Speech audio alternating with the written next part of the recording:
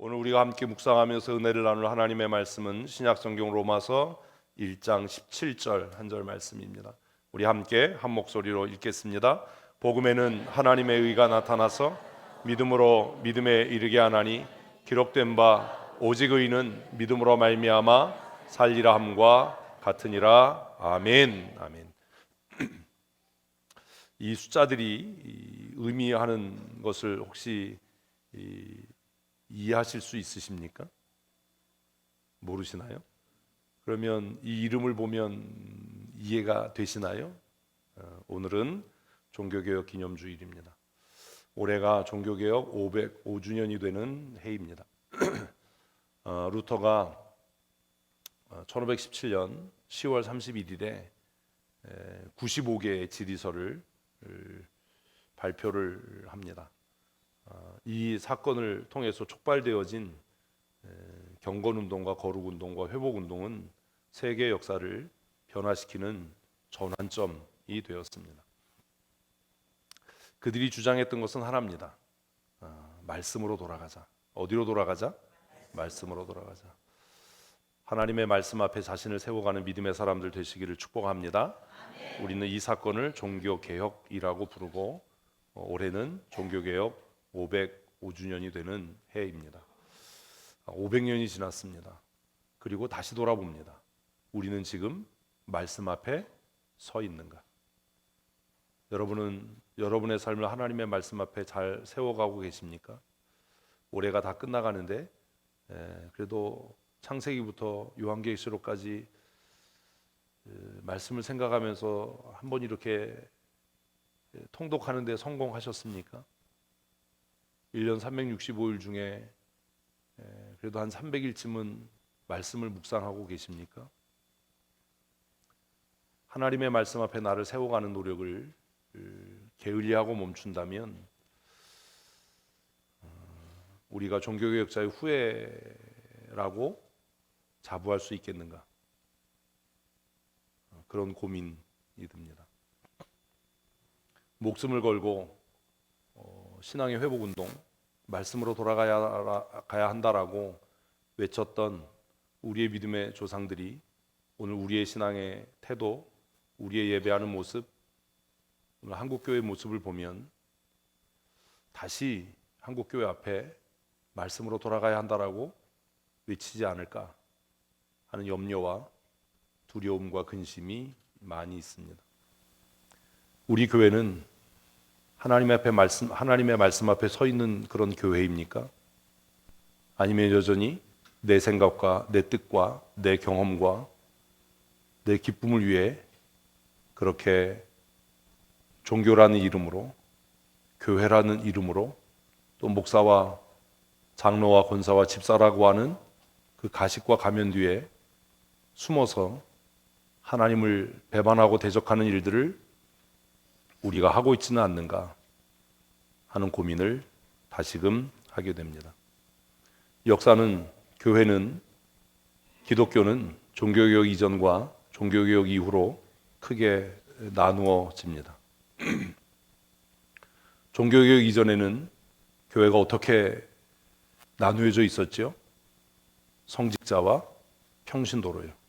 지금도 많은 사람들이 교회 안에서 평신도라는 이름을 사용하는데 역사의식이 없기 때문이라고 저는 생각합니다. 더 이상 교회 안에 평신도는 존재하지 않습니다. 우리는 모두 다 하나님 앞에 거룩한 소명으로 부름받은 하나님의 백성, 성도인 줄로 믿습니다. 아멘. 평신도는 무엇을 이야기합니까? 스스로 성경을 읽지 못하는 사람들, 성경을 해석할 수 없는 사람들, 스스로 자신의 이성과 자신의 합리성으로, 자신의 감정으로 기도할 수 없는 사람들, 이런 사람들을 평신도라고 불렀습니다. 오늘도 많은 목사님들이 또 성도들 가운데도 평신도라는 용어를 사용하는 사람들이 많이 있는데 평신도라는 용어는 사용하지 말아야 할 용어입니다. 왜냐하면 목사도 여러분들도 하나님 앞에 거룩한 소명으로 부름받은 하나님의 백성이기 때문입니다. 아멘.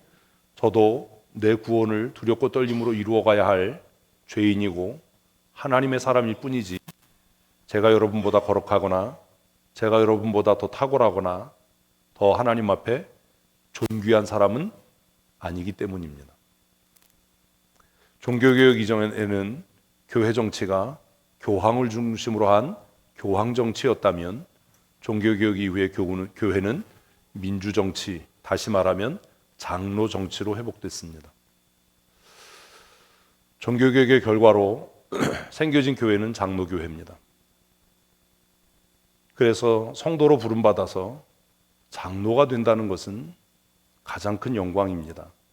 아멘. 여러분 이걸 사모하셔야 됩니다. 권사님들은 죽었다 깨나도 장로가 못 되고 여자분들은 장로가 못 돼서 억울할지 모르지만 장로가 된다는 것은 가장 영광스러운 일입니다. 아멘을 하셔야 됩니다. 제가 우리 교회 왔을 때 우리 먼저 하나님의 부름을 받은 김기준 집사님께서 목사님 저는 장로할 마음이 없습니다. 장로 보니까 맨날 싸움이나 하고 싸움박질이나 하고 신앙의 모범도 안 되고 덕도 안 되는데 제가 그랬어요. 장로님, 장로의 직분이 얼마나 귀한 것인지 아십니까? 비록 연세가 많으시지만 할 수만 있다면 장로가 되셔야 합니다. 장로가 된다는 것은 하나님의 특별한 부르심, 하나님의 특별한 은혜를 받았다는 것이기 때문입니다. 제가 너무 감사한 것은 나이 많으신 김기준 집사님께서 제 말을 듣고 순종해 주셔서 장로로 임직하시는 은혜와 영광을 누리게 되셨습니다. 그리고 나중에 그렇게 얘기하셨습니다. 목사님, 저는 장로가 이렇게 귀한 것인 줄 몰랐습니다. 목사님 만나고 나서 장로가 무엇인지 알게 돼서 이게 얼마나 큰 은혜의 영광인지 깨닫게 되었습니다. 정말 어리석은 사람들은 장로가 무엇인지도 모르고 그저 그것이 군림하고 주장하고 다스리는 것쯤으로 이해해서 그 영광스러운 직분을 가장 수치스럽고 하나님의 진노를 쌓아가는 심판의 대상이 되는 사람으로 전락해 가는 경우가 많이 있습니다. 종교개혁 이후에 정말 영광스러운 직분으로 교회가 민주정치로 회복되면서 모든 치리권을 장로를 세워 그에게 주었습니다. 어제도 제가 부곡교회 임직식에 가서 권면을 했는데 여러분 왜 장로교회를 민주정치라고 하냐 하면 교회 직원이라고 불려지는 집사, 안수집사 없습니다. 아직도 무슨 안수집사라는 얘기를 자꾸 하는데 아무것도 모르는 거예요. 안수집사라는 직분은 없어요. 집사, 권사, 장로를 성도들이 직접 기도하며 투표해서 세웁니다. 그러니 민주정치입니다. 그리고 장로의 직분은 교회 재정을 관리하는 것이 아니라 성도를 치리하는 일입니다. 성도를 뭐 한다고요? 치리하는 거예요. 재판하는 재판권을 갖게 되는 겁니다. 그래서 헌법의 정치와 예배 모범과 권징조례에 따라서 성도들을 자세히 살피고 하나님의 말씀과 법으로 치리해야 될 권세를 갖는 것이 장로입니다. 종교개혁 이전에는 이것이 신부의 전유물이었습니다. 그래서 평신도들은 신부에게 나와서 고해 성사를 해야 했고 신부의 말 한마디로 그의 구원과 심판이 결정됐습니다. 그러나 종교개혁 이후에 성경의 가르침과 성경의 법을 따라 성도를 돌아보고 치리해야 할 권세를 성도들에게 다시 이양해서 장로를 세우고 장로는 교회의 거룩과 존엄, 하나님의 영광을 위해 성도를 돌아보고 성도를 정직하게 올바르게 치리하는 치리자로서의 역할을 감당하게 된 겁니다. 장로는 재판관입니다. 그런데 오늘 한국교회 문제가 무엇입니까? 그 치리를 담당해야 될 사람이 스스로 정치를 어기고 예배 모범을 어기고 권징조례를 어겨서 스스로가 치리의 대상이 되는 겁니다. 그러니 교회 안에서 정당한 치리가 행해지지 않습니다. 그나마 천주교회에서는 신부에게 치리권이 있어서 지금도 그 치리가 행해지는데 종교개혁에 위해 세워진 장로교회에서는 그 치리권이 장로들에게 위임됐음에도 불구하고 장로들이 그 치리를 행하지 않아서 교회 안에서 치리가 행해지지 않는, 결과적으로 천주교보다 더 교회가 타락하고 천주교보다 더 교회가 세속되고 교회가 하나님 앞에 범죄하는 범죄 집단이 되는 일들을 방조하고 있는 일들이 오늘 한국교회의 장로교회의 현실이 아닌가라는 고민을 하게 됩니다. 종교개혁 이후에 모든 성도들에 대한 재판권, 시리권은 장로들에게 주어졌습니다. 그래서 우리를 그 장로를 치리장로라고 부르는 겁니다. 저도 장로입니다. 제가 할 일은 말씀을 가르치고 말씀을 전하고 성도를 돌아보는 일이기 때문에 저를 강도장로, 하나님의 말씀을 맡은 사람이라는 의미로 강도장로라고 부릅니다. 엄격하게 말하면 목사에게도 치리권이 있지만 목사가 해야 할 일은 하나님의 말씀으로 성도들을 위로하고 하나님의 말씀으로 성도들을 양육하는 것이 책임입니다. 그런데 치리를 맡아서 해야 할 치리장로가 그 사명을 감당하지 않으므로 강단에서 성도를 향한 책망과 꾸중이 선포되어져서 교회가 경직되고 교회에서 하나님의 긍휼과 하나님의 은혜와 하나님의 사랑이 사라져가는 것 같은 부작용을 지금 앓고 있는 것이 한국 장로교회의 상황인 겁니다. 그러니 여러분, 앞으로 여러분들이 장로를 세울 때 고민해야 할 것은 얼마나 많이 배웠냐, 사회적으로 어떤 신분을 갖고 있냐, 돈 많냐가 아니라 그 사람이 정직하냐, 그 사람이 하나님의 말씀에 순종하는 사람이냐, 하나님 앞에 바르게 살기 위해 애쓰고 노력하는 사람이냐, 그리고 무엇보다도 하나님을 사랑하고 성도를 사랑하고 교회를 사랑하는 사람인가를 자세히 살펴야 합니다. 그래야 종교개혁의 의미가 회복되는 것입니다. 앞으로 우리 교회는 교회 직원들이 스스로 치리의 대상이 되는 일들을 허용하지 않으려고 합니다. 이제는 강단에서 하나님의 위로와 하나님의 은혜와 복의 말씀이 선포될 수 있도록 여러분들이 감당해야 될 치리권을 잘 감당하십시다. 아멘이 다 이렇게 죽어가요. 아멘. 스스로 고민해야 합니다. 그렇지 않다면 우리는 종교개혁자의 후예로서의 삶을 사는 것이 아니라 천주교회보다도 더 못한 세속주의와 인본주의에 물든 교회를 만들어서 교회를 결국 타락시키고 이 교회에 속한 모든 사람들이 멸망을 향해 가게 하는 결과를 낳을 것이기 때문입니다. 집사를 세우는 이유와 목적은 그들에게 치리권을 주기 위함이 아니라 그들이 교회 재정을 관리하고 헌신의 일을 감당케 하기 위함입니다. 권사를 두는 이유는 성도를 위해 기도하고 신방하고 연약한 자를 돌아보아서 장로로 세움받은 사람들이 자신들의 고유한 업무인 성도를 치리하는 일에 집중할 수 있도록 하기 위함인데, 이 일을 하지 못한다면, 이 일을 할 마음이 없다면, 이 일을 하지 않고 있다면 더 이상 장로교회는 장로교회가 아닌 겁니다.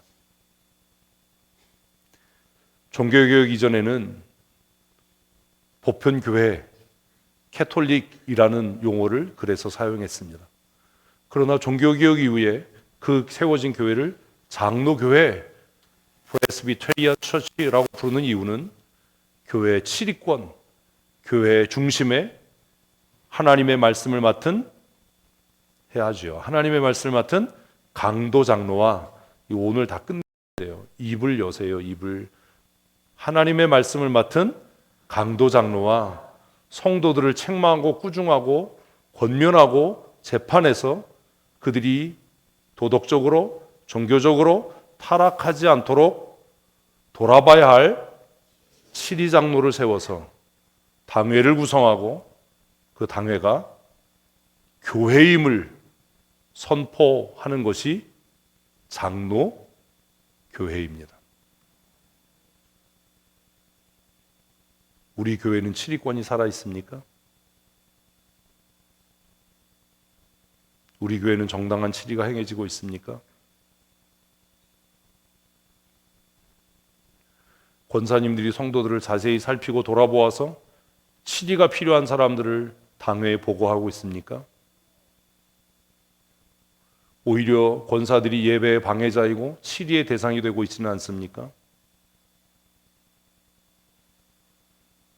당회는 성도들을 자세히 살피고 위로가 필요한 자에게는 위로를, 권면이 필요한 자에게는 권면을, 그리고 징계가 필요한 자들에게는 적당한 징계를 행하고 있습니까?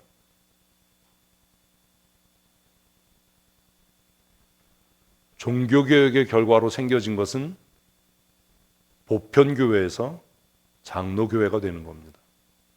우리 춘천 성도교회는 대한예수교 장로회 춘천 성도교회입니다. 우리 교회는 장로교회입니다. 다시요, 우리 교회는 장로교회입니다. 이 치리가 회복돼야 합니다. 장로님들의 존엄이 높여져야 합니다. 우스워 보이면 안 됩니다. 손가락질과 비웃음의 대상이 되면 안 됩니다. 성도들의 염려와 근심의 대상이 되면 안 됩니다. 장로님들은 존경받아야 하고 우러름을 받아야 하고 신앙의 본이 되어서 그분들의 신앙과 그분들의 믿음을 성도들이 본받고자 하고 다음 세대의 젊은이들이 그 존엄을 두려워하고 그 가르침을 엄히 마음에 새겨서 그들의 믿음의 발자취를 따를 수 있어야 합니다. 그것이 종교개혁자들이 꿈꿨던 성도가 주인이 되는 교회, 장로교회입니다. 이전에는 성직자가 교회의 주인이었습니다. 그래서 평신도라고 불렀습니다. 당신들에게는 치리권이 없다. 당신들에게는 말씀을 스스로 읽고 해석할 권한이 없다. 그래서 당신들에게는 구원과 신앙의 자유가 없다. 그래서 우리는 당신들을 평신도라고 부르고 신앙의 자유와 교회의 결정권과 하나님의 말씀을 읽고 해석할 수 있는 모든 권한을 우리들이 갖고 있기 때문에 우리를 성직자라고 우리는 부른다라고 했던 것이 로마 교회였습니다. 여러분에게 묻습니다. 여러분은 장로교회 교인입니까? 아니면 로마교회 교인입니까? 아니면 그저 세속주의자들입니까?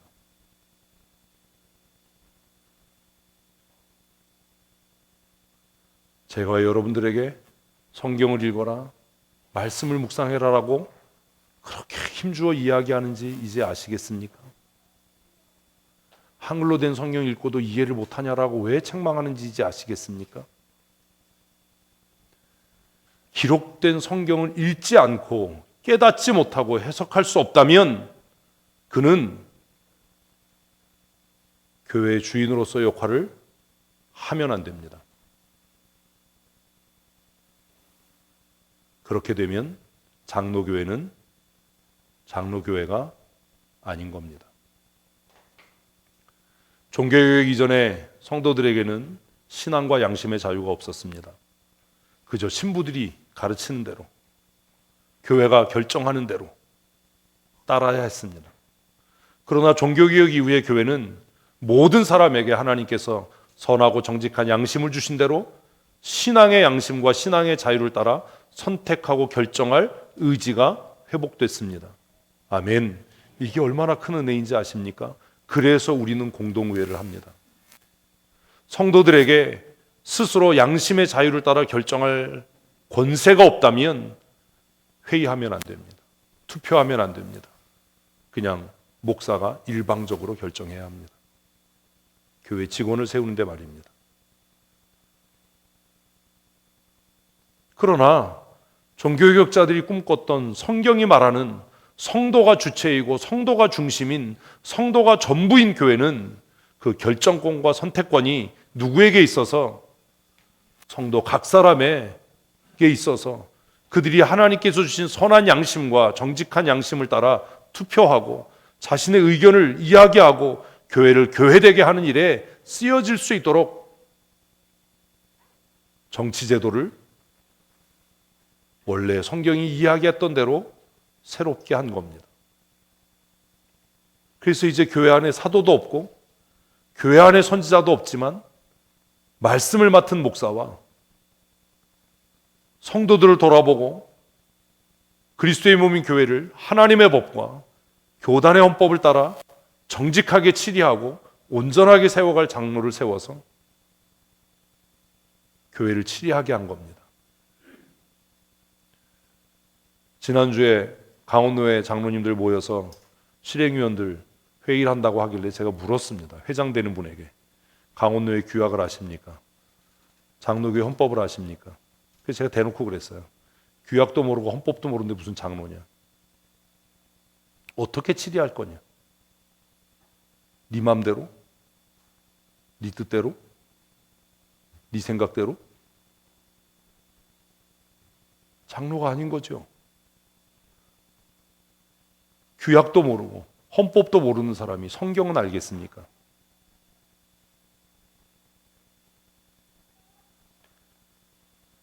종교개혁 505주년을 맞이하면서 새로운 부흥을 계획하고 준비하는 이 한 해의 끝자락에 우리는 어떤 교회인가?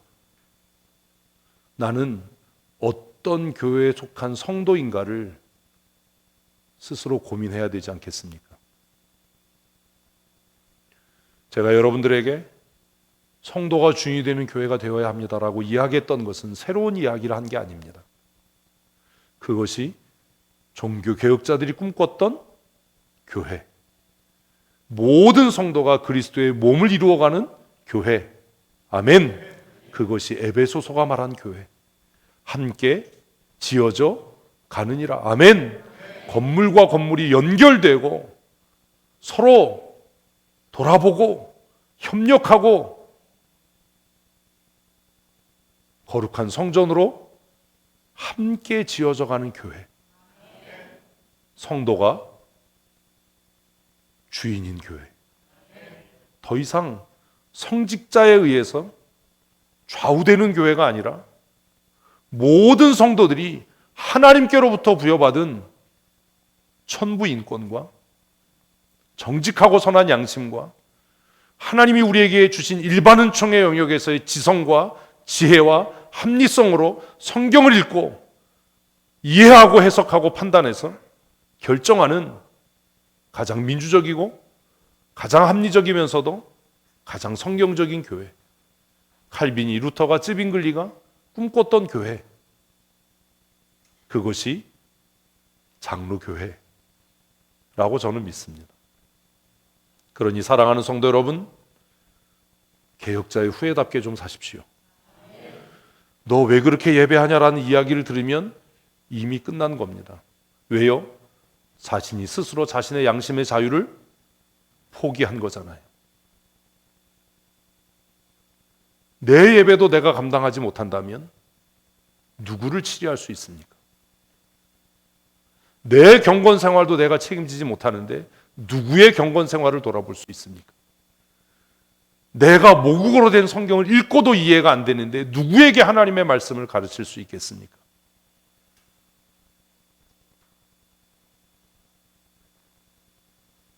개혁자의 후예답게 이제 우리 춘천성도교회는 목사 한 사람에 의해서 좌우되는 교회가 아니라 모든 성도들이 교회이고, 아멘.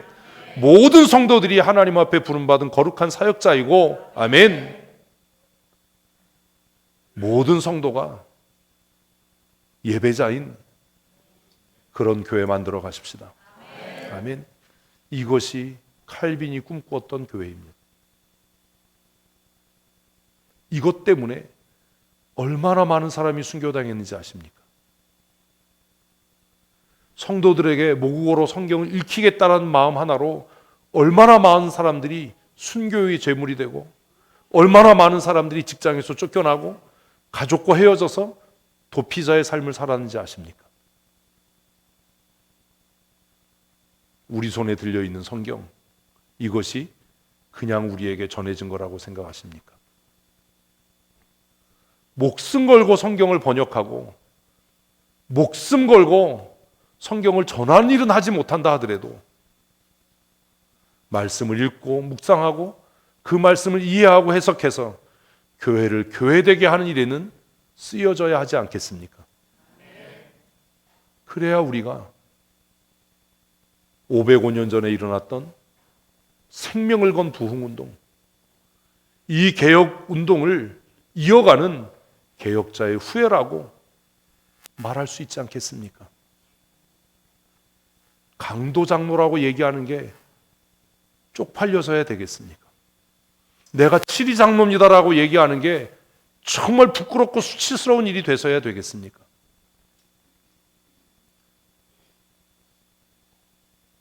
규칙도 헌법도 성경도 모르는데 어떻게 장로입니까? 무슨 장로입니까?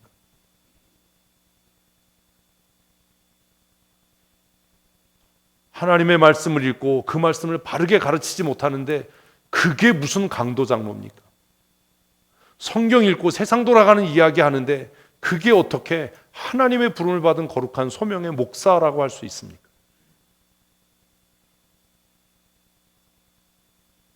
역사는 1517년 종교개혁 이전과 종교개혁 이후로 나누어집니다. 우리가 인정하고 싶든 인정하고 싶지 않든 장로교인은 개혁주의자의 후예입니다. 아멘. 제가 말씀드렸잖아요. 나는 내가 장로교회 목사인 것이 너무나 자랑스럽다. 왜? 내가 대한예수교 장로회 합동측교단에 속한 목사라는 그 말은 내 정체성이고 그 정체성은 날마다 하나님의 말씀으로 내 삶을 개혁해 간다라고 하는 신앙의 고백이니 나는 그렇다.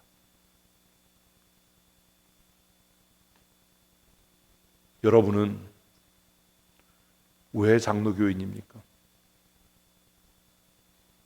여러분이 장로교인인 증거가 뭡니까? 여러분 왜 장로교인 되셨죠? 태어나 보니까 장로교인이었어요? 태어나 보니까 장로교인이었어도 내가 왜 장로교인인지는 알아야 될 거 아닙니까? 거기에 내가 인격적으로, 지적으로 동의해야 되는 거 아닙니까? 나는 왜 장로교인인가? 나는 왜 장로교인이 되기를 원하는가? 장로교인이 된다는 것은 도대체 무엇을 의미하는 일인가? 고민해 봐야 하지 않겠습니까? 장로교인으로 산다는 것은 내가 스스로 내 구원에 책임이 있다는 말이에요. 캐톨릭 교회는 그 구원을 누가 결정해요? 신부가 결정해요. 그런데 장로교회는요? 내가 결정해요. 내가. 장로교회의 가장 아름다움은 구원과 하나님의 말씀의 연결성입니다. 우리를 거룩하게 하는 것은 우리의 행위가 아니라 오직 믿음입니다. 아멘. 그러나 그 믿음은 나의 결정과 선택입니다. 그래서 종교개혁자들은 오직 성경으로, 아멘, 오직 은혜로, 아멘, 오직 믿음으로 이 5가지를 아직도 못 외운단 말이에요. 오직 예수 그리스도로, 그리고 마지막 오직 하나님의 영광을 위하여. 이게 종교개혁자들의 구호였어요. 첫 번째가 뭐라고요? 오직 성경으로. 오직 성경으로, 모든 성경으로. 아멘. 그렇게 살아야 합니다. 내가 장로교인인 증거가 뭐예요? 나는 오직 성경으로 삽니다. 아멘. 나는 모든 성경이 하나님의 말씀임을 믿습니다. 아멘. 그리고 하나님께서 내게 은혜를 주셔서 오직 은혜로, 지식으로가 아니라 하나님의 말씀이 내게 믿음이 되게 하실 줄 믿습니다. 아멘. 나는 뭐 많이 못 배워서 몰라요. 나는 뭐 성경 몰라서 몰라요. 아니에요. 성경을 깨닫게 하시는 분은 성령 하나님이십니다. 그러니 성경을 깨닫는 것도 오직 은혜에 의한 겁니다.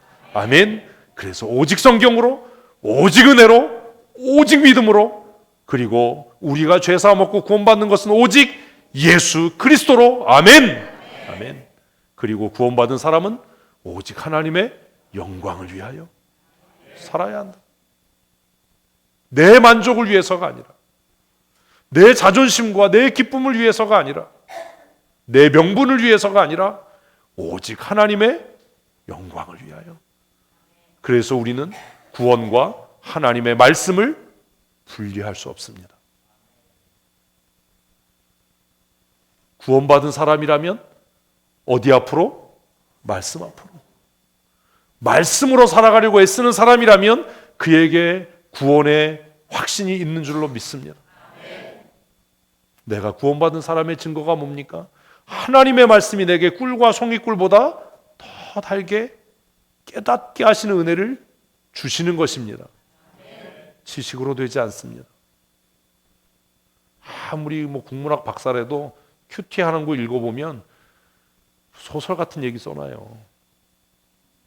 왜요? 안 보이는 겁니다. 뭐가요? 하나님의 마음이요.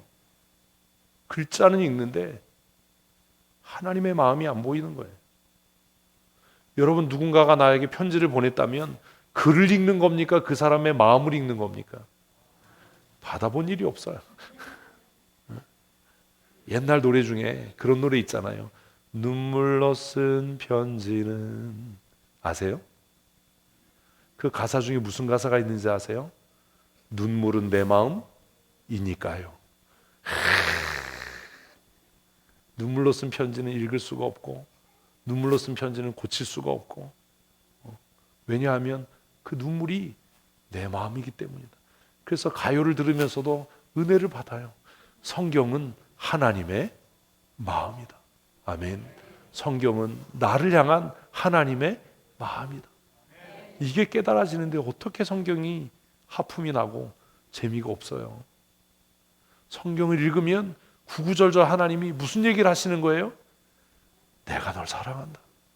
내가 널 이렇게 사랑한다.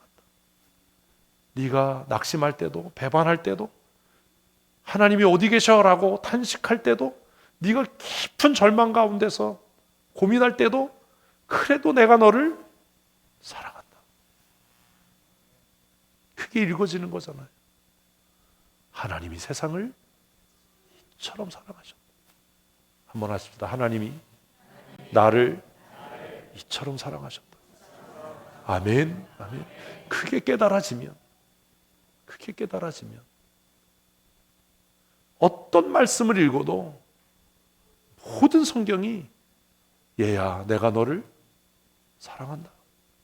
그러니 회개하고 돌아와라. 얘야, 내가 널 귀히 여긴다. 그러니 복받는 삶을 살아라. 이렇게 느껴지지 않겠습니까? 예레미야의 책망도, 예레미야의 눈물도 다 나를 보시고 안타까워하시는 하나님의 마음으로 깨달아지지 않겠습니까? 그런데 로마 교회 성도들은 이 말씀을 읽을 수가 없었어요. 이해할 수가 없었어요. 그 말씀을 소유하는 것만으로도 화형당했어요. 그래서 종교개혁자들은 어떻게 말씀 없이 구원이 있을 수 있냐? 믿음은 들음에서 나고 들음은 모든 그리스도의 말씀으로 말미암는데, 그러니 모든 성도들의 손에 하나님의 말씀이 들려져야 한다. 아멘. 그러니 성경이 라틴어가 아니라 모든 나라 모든 민족의 모국어로 번역되어야 한다. 아멘. 그래서 그들은 목숨을 걸고 성경을 영어로, 성경을 자신들의 모국어로 번역했던 것 아닙니까? 그리고 그 성경을 읽던 사람들은 누가 따로 복음을 전해주지 않고 가르쳐주지 않아도 그 말씀을 읽으면서 회개하고 통회하고 자복하고 주께로 돌아와서 하나님의 사람들이 되었던 것 아닙니까? 개혁주의자로 산다는 것, 더군다나 개혁교회의 강도장로와 치리장로로 산다는 것, 권사와 집사로 하나님께서 우리를 교회로 부르신 성도로 산다는 것은 말씀 위에 내 삶을 놓아가는 겁니다. 말씀을 아는 게 중요하지 않습니다. 성경을 아는 게 뭐가 중요합니까? 이제는 성경을 실천하는 것이 믿음입니다. 성경에 밑줄 긋는 바보 같은 짓 하지 마십시오. 성경에 밑줄 그어서 뭐 하게 해요? 하나님의 말씀이, 하나님께서 여러분의 말과 행위에 밑줄을 그으셔야죠. 참 잘했어. 너 성경대로 사는구나. 너 성경대로 예배하는구나. 너 가르침을 받은 대로 헌신하고 있구나. 라고 하나님께서 우리의 삶을 인정하셔야죠. 내가 성경에 밑줄 치는 게 무슨 의미가 있습니까? 내가 밑줄 안 친 건 하나님의 말씀이 아닙니까? 캐톨릭 교회는 성례를 통해 구원을 얻는다고 가르쳤습니다. 그래서 7가지의 성례가 있습니다. 태어나면서부터 죽을 때까지 이 성례를 통해 구원을 얻는다. 그러나 개혁교회는요, 아니다. 구원은 오직 믿음으로 얻는 것이다. 아멘, 아멘. 오직 의인은 믿음으로 말미암아 살리라 함과 같으니라. 로마서 1장 17절 말씀이 루터의 마음을 뜨겁게 했습니다. 아, 성례전을 통해 구원함을 얻는 게 아니라 거룩한 의식과 가운이 우리를 구원하는 것이 아니라 무엇이 나의 믿음이, 아멘, 무엇이 나의 믿음이 나를 구원하는 겁니다. 아멘. 아내의 믿음도 아니고 남편의 믿음도 아니고 부모의 믿음도 자식의 믿음도 아니라 내 믿음이 나를 구원하는구나. 오직 의인은 믿음으로 말미암아 산다. 아멘. 그래서 그가 종교재판을 받으러 갈 때 했던 찬양이 내주는 강한 성이에요. 담장의 수많은 기와장들을 보면서 옛 원수 마귀는 이때를 틈타서 우리를 멸하려고 하지만 예수님이 우리의 대장 되시니 내가 두렵지 않다. 그리고 재판받으러 간 거 아닙니까? 사랑하는 성도 여러분, 로마 교회는 성직자들을 가르치는 교회라고 이야기했습니다. 그리고 성도들은 그냥 듣는 교회다. 너희는 읽을 줄 모르니, 이해할 줄 모르니, 성경을 해석할 권리가 너희에게 없으니 너희는 그냥 맹종해라. 그러나 종교개혁자들은요, 뭐라고요? 아닙니다. 성경을 읽고 해석하는 자유가 모든 성도들에게 주신 은혜입니다. 아멘. 성경 읽고 안 믿어지고 안 깨달아지면 나는 구원받은 사람 아니에요. 이상한 소리 하지 마세요. 근데 노력도 안 하면서 안 깨달아져 이러면 뭐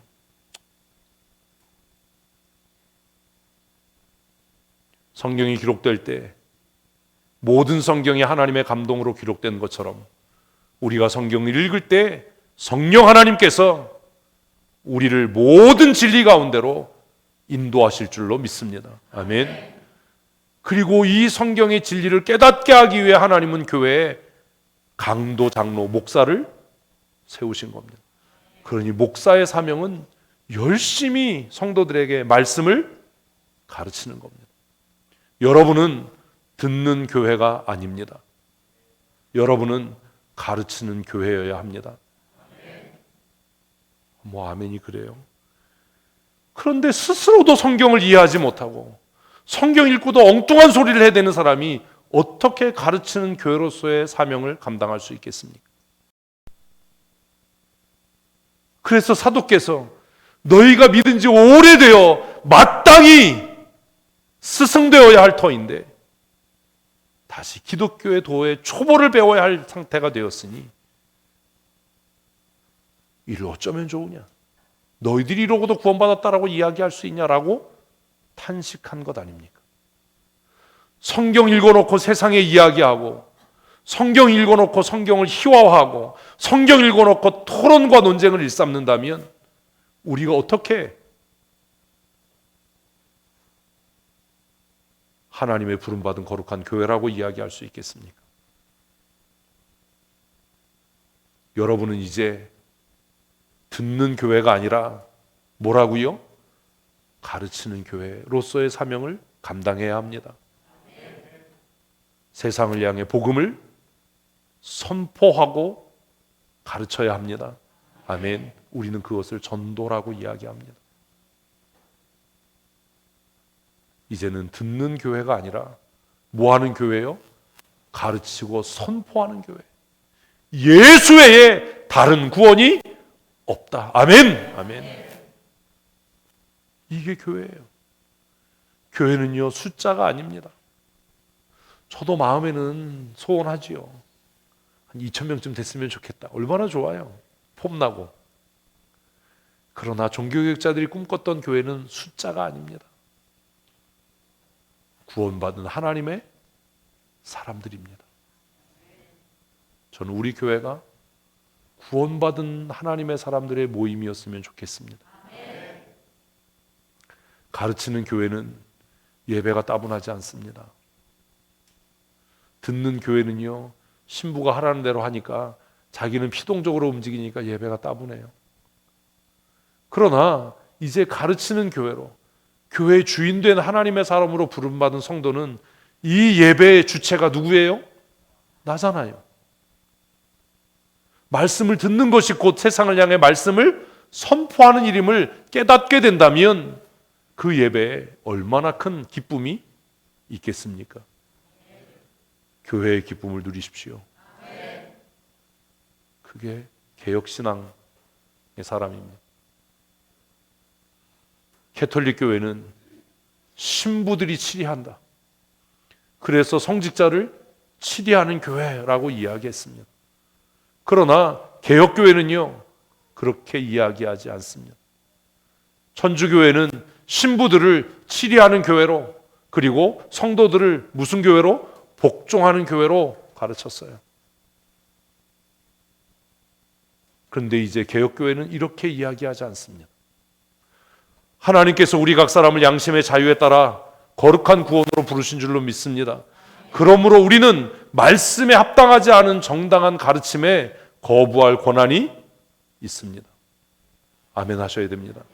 제가 만일 이단을 가르친다든지 제가 하나님의 말씀에서 벗어나는 것을 가르치면 여러분 이 교회를 떠나셔야 합니다. 저에게 요구해야 합니다. 목사님, 세속적이고 인본적인 가르침을 강단에서 멈춰 주십시오라고 이야기해야 합니다. 그러나 제가 하나님의 말씀에 입각해서 하나님의 말씀을 그대로 선포하고 전하고 있다면 그것이 아픔이 되고 두려움이 되고 부담이 되고 상처가 되더라도 우리는 아멘, 아멘 하고 고백해야 합니다. 아멘.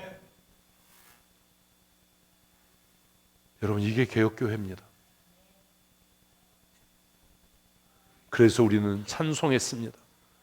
뜻없이 무릎 꿇는 그 복종을 더 이상 하지 않겠다.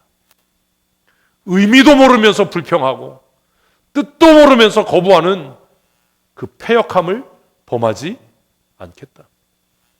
그 가르침이 하나님의 말씀과 일치하면 내가 뜻없이 무릎 꿇는 복종이 아니라 자원함으로 헌신하는 헌신의 삶을 살겠다. 아멘. 아멘. 그렇게 고백하는 겁니다. 하나님의 말씀인 줄 알아? 내가 즐거이 헌신합니다. 아멘. 이게 장로교인이에요. 개혁주의 신앙이란 이런 거예요. 어제까지 옳다라고 믿고 살다가도 오늘 말씀을 통해 깨달아서 내 삶이 하나님의 말씀에서 벗어났구나라고 깨달아지면 즉각적으로 시인하고 고백하고 인정하고 돌아서는 삶. 이것이 장로교인의 삶이어야 합니다. 아멘. 그래야 하는 겁니다. 변명하고 핑계하고 정말 천박하게 상황을 모면하려고 하지 말고 자신의 잘못을 시인하고 인정하고 고백하고 내 삶을 하나님의 말씀 앞에 세워나가는 성도들이 되십시다. 종교개혁이란 회복입니다. 무언가를 새롭게 하는 게 아닙니다. 본질로 돌아가는 겁니다. 어디 앞으로? 다시 말씀 앞으로요. 제가 그래서 여러분들에게 성경을 읽으셔야 합니다. 말씀을 묵상해야 합니다. 성경을 읽을 때 내 편견과 아집과 내가 안다라고 하는 교만과 근거도 없는 논리도 없는 그럴 거야 라고 하는 어리석음이 아니라 한자 한자 한 구절 한 구절 하나님이 내게 주신 탁월한 지성과 이성으로 정말 말씀이 그러한가를 생각하고 그 말씀으로 내 삶에 거울을 삼아야 하는 겁니다. 이것이 장로교인의 삶입니다. 사랑하는 성도 여러분, 여러분은 더 이상 아무것도 못하고 아무것도 모르는 평신도가 아닙니다. 여러분은 하나님께서 그리스도의 피값으로 값주고 사신 그리스도의 몸입니다. 그리스도의 교회입니다. 그래서 우리는 거룩한 부름을 받은 사람, 성도라고 고백합니다. 가장 아름다운 이름은 성도입니다. 집사, 권사, 장로 이거 별 의미 없습니다. 총신대학원에 엄청난 큰 돌덩어리가 하나 있습니다. 남자들은 나이 먹으면 돌 앞에서 사진 찍고 여자들은 나이 먹으면 꽃 앞에서 사진 찍는다면서요. 그 돌에 첫 번째가 뭔지 아십니까? 신자가 되라예요. 목사가 되기 전에 뭐가 되라? 신자가 되라. 목사이긴 한데 성도입니까? 장로이긴 한데 성도입니까? 권사라고 목에 힘은 주는데 성도입니까? 집사인데 성도입니까? 성도라고 부르면 무시당하는 것 같아서 기분 나쁘시지요? 여러분, 장로이긴 쉬워요. 목사 되는 거 신학교 다니면 돼요. 그냥 한 10수년 공부하면 목사 됩니다. 권사 되는 거 여러 사람 앞에서 그냥 알짱거리고 그냥 뭐 티나게 일하면 성도들이 불쌍해서 다 찍어줍니다. 권사 됩니다. 그런데요, 성도가 되는 일은 쉽지 않습니다. 성도는 자신의 구원에 관심이 있습니다. 목사는요, 안 그럴 수 있어요. 장로는 안 그럴 수 있어요. 권사, 집사는 안 그럴 수 있어요. 뭐가 유익입니까? 무엇이 귀한 사역이고 무엇이 귀한 부름입니까? 우리는 그리스도의 몸인 교회의 성도로 부름받은 사람들입니다. 그러니 여러분이 교회입니다. 한번 하십시다. 내가 교회입니다. 하나님, 내가 교회입니다. 여러분이 교회라면 여러분이 교회의 주인 아닙니까? 정말 그렇습니까? 여러분이 정말 우리 춘천 성도교회 주인입니까? 여러분은 여러분의 생명보다 교회를 더 사랑하십니까? 내 자신의 즐거움보다 교회인 성도를 더 사랑하십니까? 내 명분이나 내 논리보다 우리 교회 모든 성도들이 천국 가기를 소원하십니까? 저는 소원합니다. 오해받고 싸우고 갈등하더라도 거짓되고 위선된 화평보다 싸우고 다투고 책망하고 꾸짖어서라도 그가 천국 가는 사람이었으면 좋겠습니다. 그래서 책망하고 꾸짖습니다.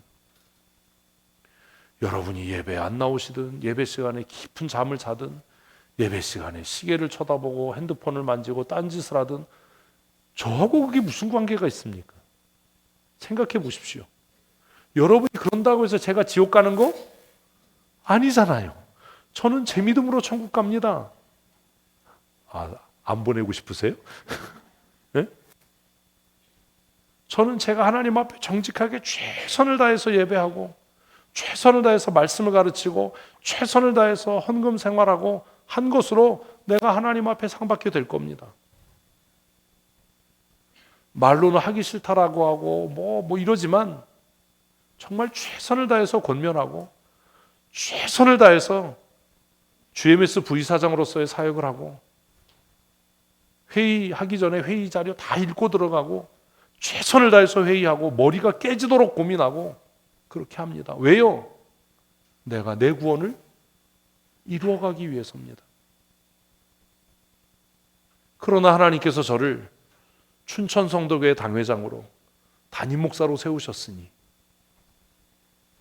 우리 가운데 한 사람도 지옥 가는 사람이 없도록 하기 위해 책망하고 꾸짖는 거 아닙니까?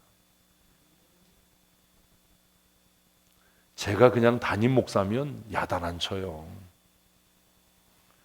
당회장이어서 야단 치는 거예요.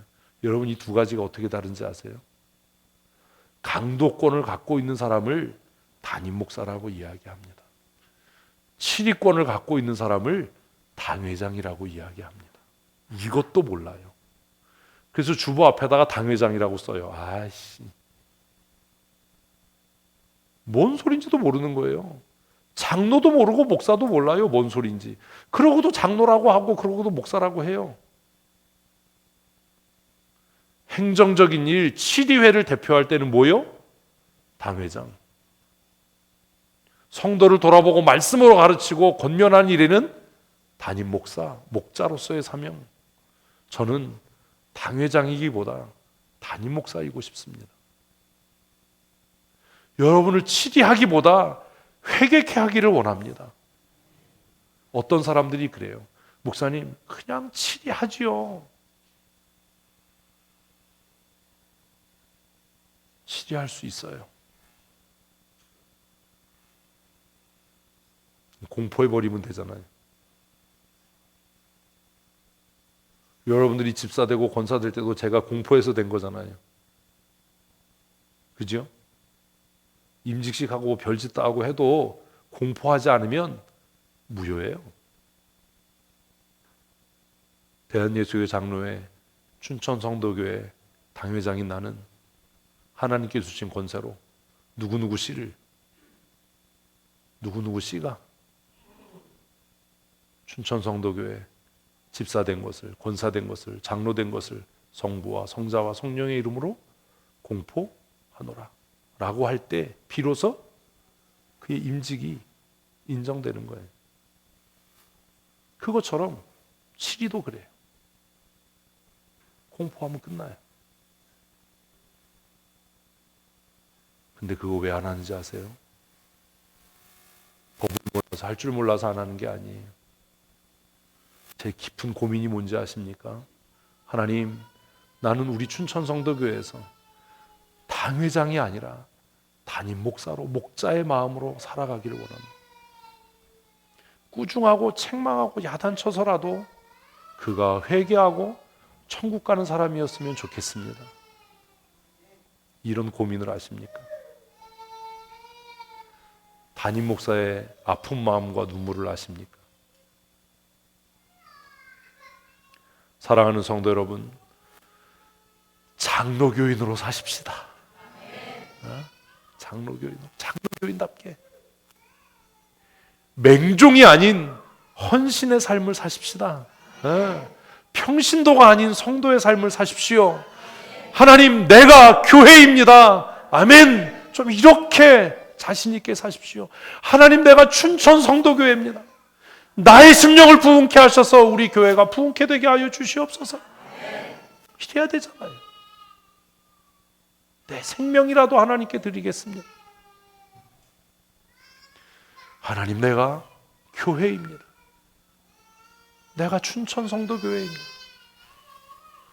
그리스도께서 핏값으로 세우신 춘천 성도교회는 바로 나입니다. 아멘. 우리 그러고 살아야 되는 거 아닙니까?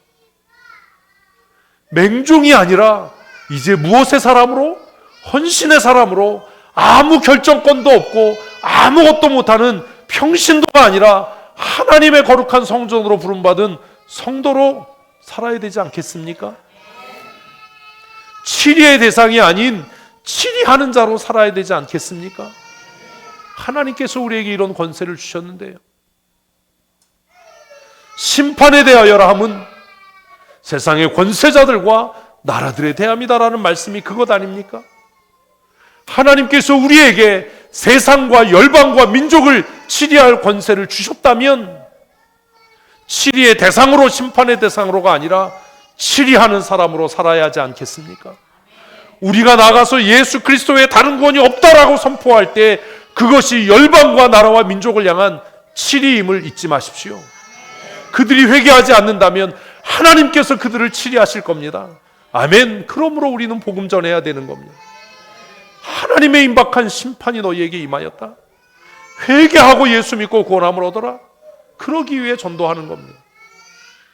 이제 우리는 치리의 대상이 아닌 세상을 치리하는 자로 살아야 합니다. 이것이 장로교인입니다. 하나님의 부르심에 합당하게 교회 주인으로, 교회로, 맹종이 아닌 자유한 마음으로 헌신하는 하나님의 사람으로, 치리받아야 할 심판의 대상이 아니라 세상과 권세와 나라들을 치리할 하나님의 사람으로 살아가는 믿음의 사람들 다 되시기를 축복합니다. 사랑하는 성도 여러분, 지금 나는 어떤 사람입니까? 지금 나는 장로교인으로 살고 있습니까? 지금 내 삶은 하나님의 말씀 앞에 세워져 있습니까? 이제 우리 하나님의 말씀 앞으로 돌아가십시다. 그 말씀이 우리를 살게 하실 겁니다. 아멘. 그 말씀이 우리를 복되게 하실 겁니다. 그 말씀이 우리를 승리케 하실 줄로 믿습니다. 아멘. 아멘. 우리가 말씀을 붙잡고 나갈 때 주께서 역사하십니다. 아멘. 루터가, 칼빈이, 쯔빙글리가 그렇게 살았던 것처럼, 히브리서 11장이 기록하는 믿음의 선진들이 그렇게 살았던 것처럼 세상이 감당할 수 없는 믿음의 사람으로 사십시다. 아멘. 말씀으로 무장하십시다. 오늘부터라도 새로운 각오와 다짐으로 하나님, 새해에는 내가 성경을 1독 이상 정독하겠습니다. 아멘. 아멘. 뭐 이러고 살아야 되지 않습니까? 하나님, 내가 새해에는 매일 말씀 묵상하는 일을 놓치지 않겠습니다. 아멘. 하나님, 내가 매일 하나님 앞에 나와 엎드려 기도하겠습니다. 아멘. 꼭 기도의 시간이 아니더라도 출근하면서, 퇴근하면서 중간에 시간이 남으면 예배당으로 나오십시오. 밖에 셔터문 내리지 마십시오. 왜 예배당 문을 닫습니까? 내 집은 만인이 기도하는 집이라는데 왜 예배당 문을 잠급니까? 누구든지 와서 하나님 앞에 뭐 할 수 있도록, 기도할 수 있도록 예배당 문은 열려 있어야지요. 예배당 앞에 셔터 내리지 마십시오. 뭐 하는 짓입니까? 예배당 문을 잠그지 마십시오. 마음이 상한 자, 슬픔이 가득한 자, 병든 자, 염려하고 고통 가운데 있는 자들이 이곳에 나와서 기도할 때 하나님께서 들으실 줄로 믿습니다. 우리도 그래야 합니다. 마음이 울적하고 곤고하고 낙심되면 기도의 시간이 아니라 여러분 자유한 시간에 예배당에 오셔서 은밀한 중에 우리의 기도를 들으시고 응답하시는 하나님 앞에 아뢰십시오. 하나님, 내 눈물의 기도를 들으시고 응답하여 주시옵소서. 우리가 그렇게 기도하면 하나님께서 역사하실 줄로 믿습니다. 다시 말씀 앞으로, 다시 말씀 앞으로. 종교개혁자들이 루터가 암송하며 힘을 얻었던 것처럼 복음에는 하나님의 의가 나타나서 믿음으로 믿음에 이르게 하나니 기록된 바 오직 의인은 믿음으로 말미암아 살리라 함과 같으니라. 아멘. 말씀이 우리를 살게 합니다. 말씀이 능력입니다. 아멘. 그러므로 말씀 앞으로 나가십시다. 우리 말씀 붙잡고 전진하십시다. 말씀이 우리를 승리케 하실 줄로 믿습니다. 하나님, 우리는 연약합니다. 우리는 부족합니다. 우리의 힘과 능력으로 살아가면 넘어질 수밖에 없고 쓰러질 수밖에 없는 죄인입니다. 하나님, 우리의 미련함과 믿음 없음을 불쌍히 여기시고 이제 다시 우리의 삶을 하나님의 말씀 앞에 세워가는 거룩한 하나님의 사람들이 되게 하여 주시옵소서. 말씀이 생명되게 하시고 말씀이 능력되게 하시고 말씀이 하나님의 자녀됨의 권세가 되게 하여 주시옵소서. 교회의 머리 되신 우리 구주 예수 그리스도의 크신 은혜와 예수 그리스도로 말미암아 우리를 죄 가운데서 구원하시고 그리스도의 몸인 교회를 이루어가게 하시는 아버지 하나님의 크고 놀라우신 사랑하심과 지금도 우리 가운데 임재하셔서 교통하시며 진리의 말씀을 깨달아 알게 하시고 이제는 듣는 교회에서 가르치는 교회로, 아버지 맹종하는 교회에서 스스로 자원함으로 헌신하는 교회로, 치리당할 교회에서 치리하는 교회로 우리를 새롭게 하시는 성령 하나님의 강권적인 은혜와 충만케 하시는 역사하심이 오늘 종교개혁 기념주일에 하나님의 약속의 말씀을 묵상하며 다시 말씀 앞으로 우리의 삶을 세워가기로 굳게 다짐하는 사랑하는 권속들 머리머리 위에와 아버지께서 그리스도의 피값으로 이 땅에 세우신 우리 사랑하는 춘천 성도교회 위에 영원토록 함께 있을지어다. 아멘. 아멘.